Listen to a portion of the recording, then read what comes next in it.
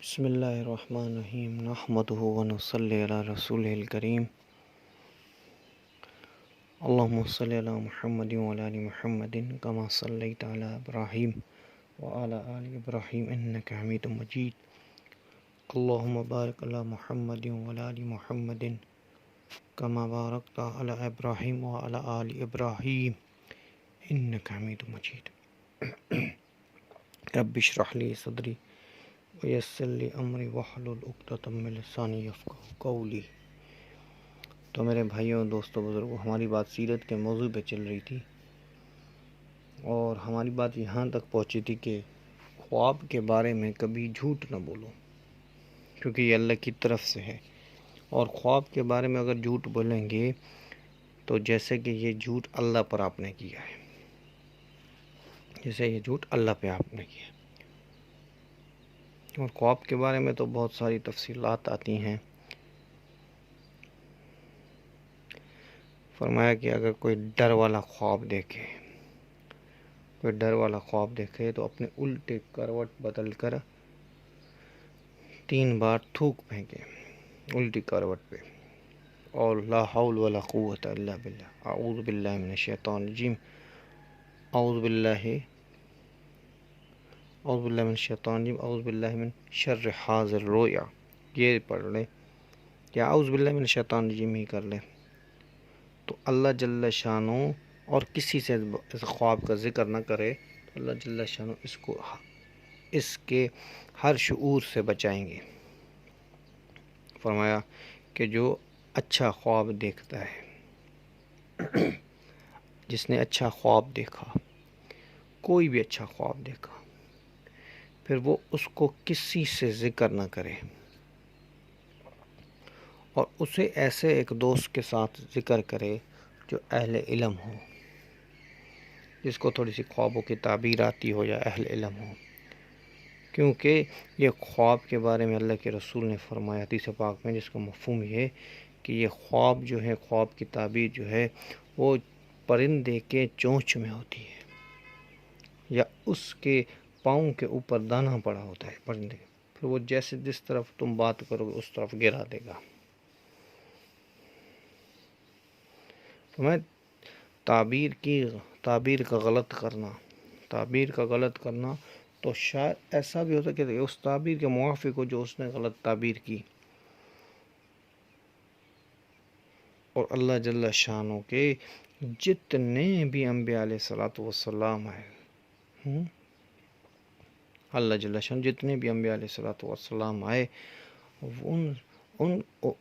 ان کو خواب کے ذریعے وحی بھی ملتی تھی، ان کا خواب جیسے وحی ہوتا تھا، کیونکہ ان کا خواب بالکل سچا ہوتا تھا، کیونکہ اللہ جل شانہ نے ہماری آپ کی زندگی میں تو اتنے پہرے نہیں ہیں، شیطان ہمارے ساتھ ہوتا ہے، فرشتہ ہمارے ساتھ، پر نبی پاک صلی اللہ علیہ وسلم کے ساتھ تو اللہ جل شانہ اتنی ہے زندگی میں حفاظت کے، کوئی شیطان کی مجال ہے کوئی ان کے قریب جائے اور ان کو وسوسہ ڈالے۔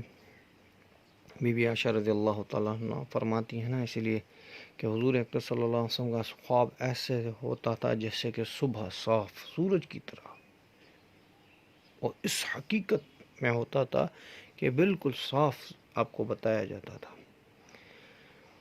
اور ایک حدیث میں تھا جس کا مفہوم ہے کہ آپ علیہ الصلوۃ والسلام فجر کی نماز کے بعد بیٹھتے تھے وہاں پہ، فجر کی نماز کے بعد پھر فرماتے تھے آج کسی نے خواب دیکھا ہے؟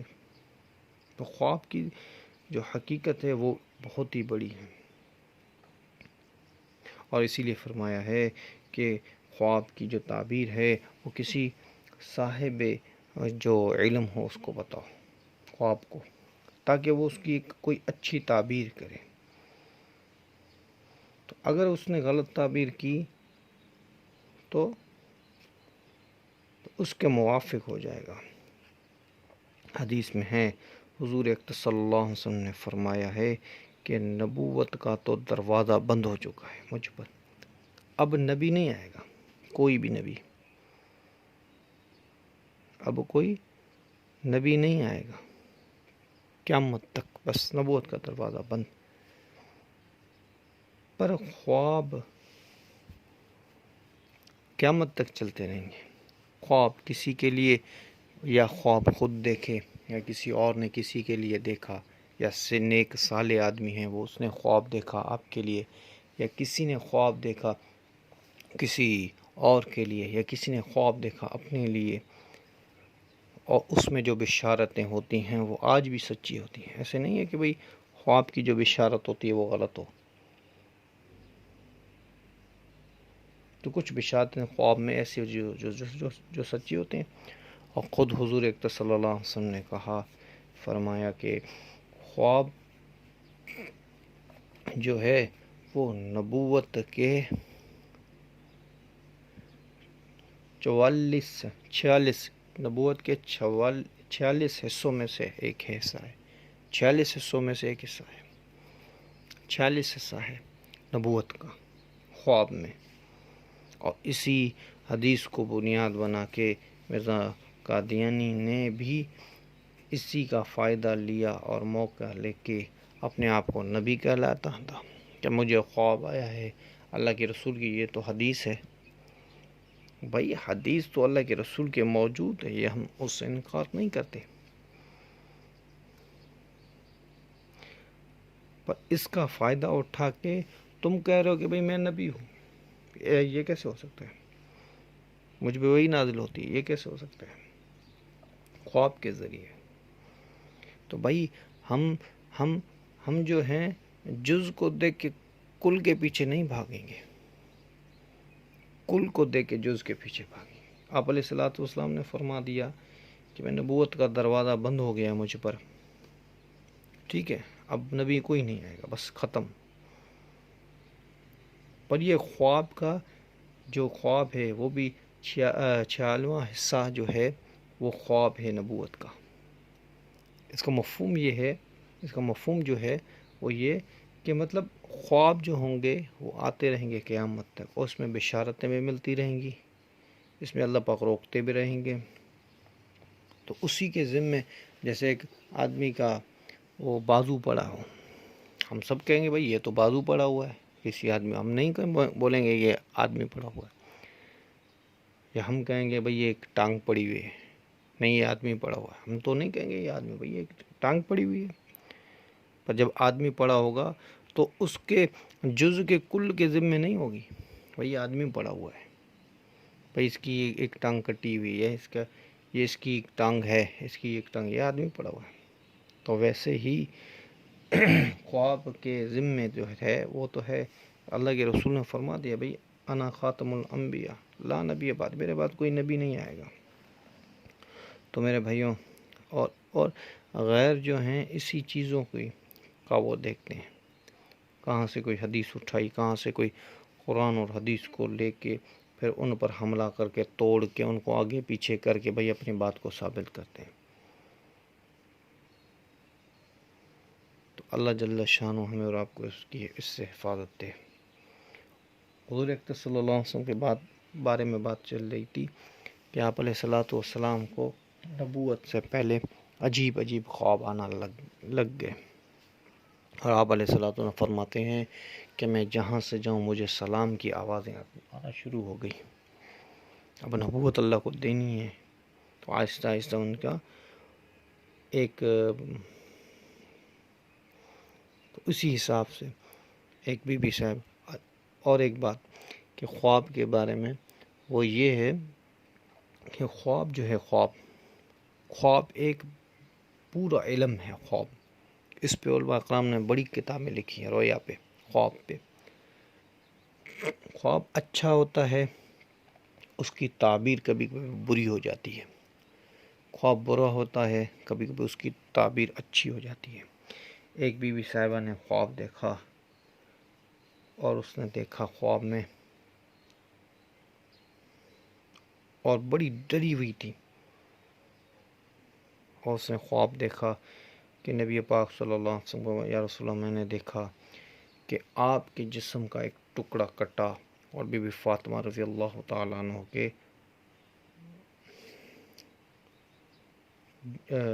اس کے جو جھولی تھی ان پہ گرا، اور بی بی فاطمہ رضی اللہ تعالیٰ عنہ کا ایک جسم کا ٹکڑا کٹا نکلا، اور وہ میری جھولی میں آ کر گود میں آ کر گرا۔ تو آپ علیہ السلام، یہ تو بڑی خوشی کی بات ہے۔ انہوں نے کہا یا رسول اللہ وہ کیسے؟ آپ نے فرمایا کہ ٹکڑے سے، جو جسم کا ٹکڑا ہے اس سے مراد جو ہے وہ جو ہے بچے کی دل کا ٹکڑا ہوتا نا بچہ، ویسے ہی۔ آپ نے فرمایا فاطمہ رضی اللہ تعالیٰ میرے دل کا ٹکڑا ہے، اور حضرت فاطمہ رضی اللہ تعالیٰ عنہ کو ایک بچہ ہوگا جو تمہاری گود میں کھیلے گا۔ آپ نے کہا یہ تو بہت اچھا خواب ہے۔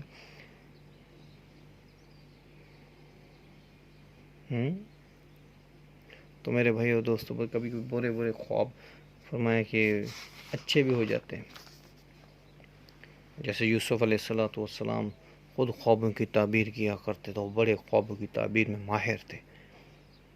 اور پھر یوسف علیہ السلام کے بعد نبی پاک صلی اللہ علیہ وسلم خود خوابوں کی تعبیر کیا کرتے تھے، اور حضرت ابو بکر صدیق رضی اللہ تعالیٰ عنہ بھی خوابوں کی تعبیر کیا کرتے تھے۔ ایک محدث سے گزرے ہیں بہت بڑے زمانے میں، محمد بن سیرین رحمۃ اللہ علیہ کی کتابیں بھی بہت مشہور ہیں تعبیر رویا کے نام سے، اور تعبیر کرتے تھے، خوابوں کی تعبیر کرتے تھے۔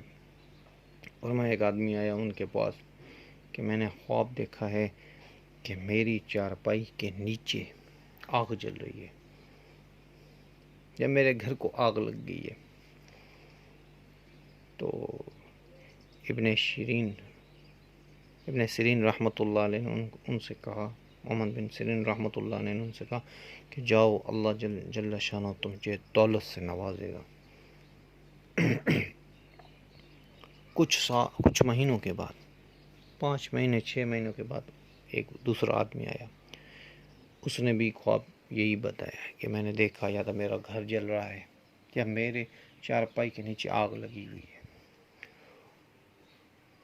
محمد بن سیرین رحمۃ اللہ علیہ نے کہا جاؤ اپنا گھر بچاؤ، تیرے گھر کو آگ لگے گی یا کوئی بڑا نقصان ہوگا۔ تو جو شاگرد بیٹھے ہوئے تھے تو انہوں نے کہا کہ استاد جی یہ کیا معاملہ ہے؟ آپ نے پہلے بھی خواب کے بارے میں جو یہی خواب تھا، اور آپ نے پہلے بھی یہی دوسری تعبیر بتائی، آج دوسری تعبیر بتائی، یہ آخر ماجرا کیا ہے؟ تو آپ رحمۃ اللہ علیہ نے فرمایا کہ جو پہلے خواب آدمی نے دیکھا تھا تو وہ سردی کے موسم میں دیکھا تھا، اور سردی سے بظاہر یہ کہ آگ جو ہے نفع دیتی ہے لوگوں کو، اور یہ جو اس نے خواب دیکھا ہے یہ گرمی کے موسم میں دیکھا ہے۔ تو گرمی میں کون آگ کے قریب جاتا ہے؟ جو جائے گا اس کو نقصان ہوگا، جو نقصان ہوگا۔ تو ایسے بڑے اللہ والے تھے محمد بن سیرین رحمۃ اللہ، جس کی جو خوابوں کی بڑی تعبیر کا اللہ جل شانہ ان کو علم سے نوازا تھا۔ اور ایک حدیث میں جس کا مفہوم ہے، آپ علیہ السلام نے کہا، فرمایا جس کا مفہوم ہے کہ میں جو ہوں، میں حضرت ابراہیم علیہ السلام کی دعا ہوں، حضرت عیسیٰ علیہ السلام کی بشارات ہوں میں، اور میں اپنی ماں کا خواب ہوں جو انہوں نے دیکھا تھا۔ اور آپ نے یہ بھی فرمایا کہ ہر نبی کی ماں نے جو خواب دیکھے تھے اپنے بچے کے، ہر نبی کی ماں نے خواب دیکھے تھے۔ تو انشاءاللہ شیخ سیرت کا موضوع چلتا رہے گا، آج کی بات یہاں تک ہی کافی ہے، تو آگے بھی انشاءاللہ بات چلتی رہے گی، کیونکہ میں ایک موضوع کو آپ کے سامنے رکھ کے اس کو واضح کرنا چاہتا ہوں کہ جو نبیوں کے خواب ہوتے تھے وہ بھی سچے ہوتے تھے۔ نبیوں کے خواب بالکل ایسے جیسے سورج کی طرح، آپ بی بی عائشہ رضی اللہ تعالیٰ فرما سورج کی طرح صاف ہوتے تھے۔ اور اہل حق جو علماء ہیں، اہل حق جو ہیں، اللہ والے جو ہیں، ان کے خواب بھی سچ ہوتے تھے، ہیں ان کے خواب بھی سچ ہو۔ اگر کوئی خواب دیکھتا ہے اور اس کی تعبیر اچھی ہے تو اس کے خواب سچا ہے۔